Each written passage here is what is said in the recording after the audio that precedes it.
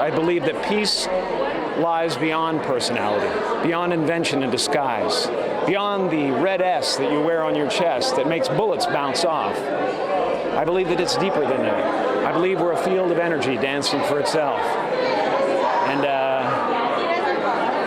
I don't care. Jim Carrey made his career by becoming too much, too loud, too strange, too alive for the screen to hold. His face moved like it was trying to escape his skull. His body looked like it belonged to a cartoon that wandered into the real world. And for years, that was the joke. Jim Carrey was funny because he could become anyone. Ace Ventura, The Mask, Lloyd Christmas, The Grinch, Truman Burbank, and countless others. But the older Jim Carrey got, the less funny that started to feel. At some point, the question underneath his entire career became impossible to ignore. What happens when a man becomes famous for pretending, then realizes everyone is pretending? Jim Carrey was born in 1962 in Newmarket, Ontario, Canada. Before the fame, before Hollywood, before the giant paychecks and the red carpets, he was a kid in a family that struggled. His father was a musician and accountant, his mother dealt with illness, and when Carrey was still young, the family went through serious financial hardships. At one point, they lived in a van. And those little tiny details matter because it changes how you see the comedy.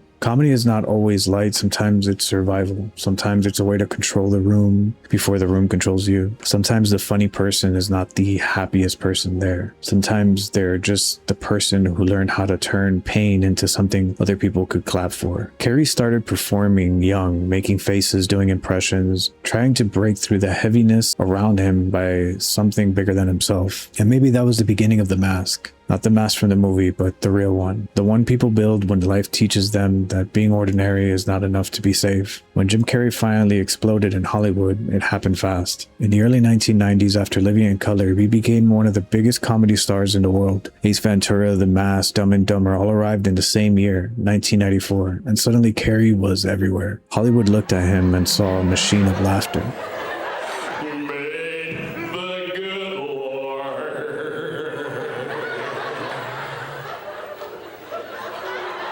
But what made him interesting was not just that he was funny. It was that his funniest roles were secretly about identity. The Mask is literally about a man who puts on a face and becomes a version of himself he is too afraid to be. The Truman Show is about a man discovering his entire life has been staged for other people's entertainment. Man on the Moon is about an actor disappearing so deeply into another performer that the line between person and character starts to rot. And one of my favorite movies, Eternal Sunshine of the Spotless Mind, about memory, love, pain, and the horrible truth that removing suffering might also remove the proof that something mattered. And even when Jim Carrey was making people laugh, his work kept circling that same dark question. Who are you when the performance ends? The question became louder as Carrey got older. In interviews, he started talking less like a celebrity and more like a man who had grown suspicious of celebrity itself. How's life? Everything good? You know, it's so beautiful. It really is, especially when I'm absent from it. You feel like you're separated from the rest of the world and what's going on? No, not separated at all. In fact, it's the exact opposite. You know, don't get me wrong, you know, Jim Carrey is a great character, and I was lucky to get the part.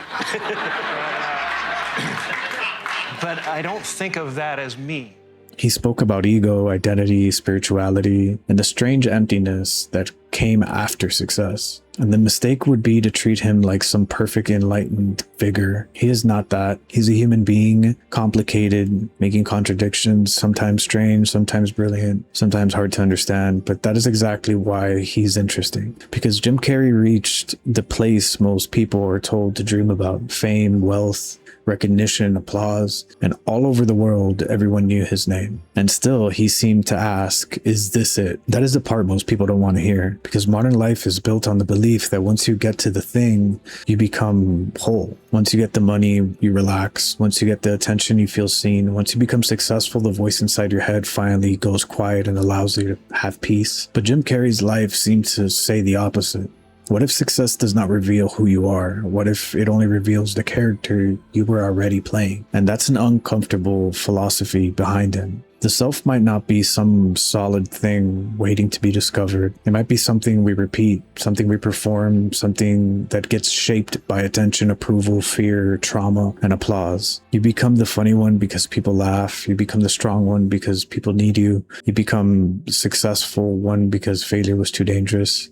You become the calm one because no one had room for your panic. And after enough time, the role gets called into personality. And that's why Jim Carrey is bigger than a comedy itself. He took what all of us do quietly and made it visible. He exaggerated the mask until we could finally see it. Even his recent career has strange tension. In 2022, Carrey said he was fairly serious about retiring from acting. He talked about liking his quiet life, painting, spirituality, stepping away. It sounded like a man who had spent decades watching and wanting to disappear into something real. Then he came back for Sonic the Hedgehog 3, and when asked why, he joked that he had bought a lot of stuff and needed money. It was funny, but it was also strangely human, because when the person who talks about ego and detachment still lives in the same world as everyone else, bills exist, contracts exist, desire exists, the machine keeps calling, and now reports on Sonic the Hedgehog 4 suggest Carrey is returning again, even after the retirement talk. On the surface, that sounds like celebrity news, but underneath it, there's something more honest. Almost nobody escapes the performance completely. Even when we know the role is a role, we still return to it. We still answer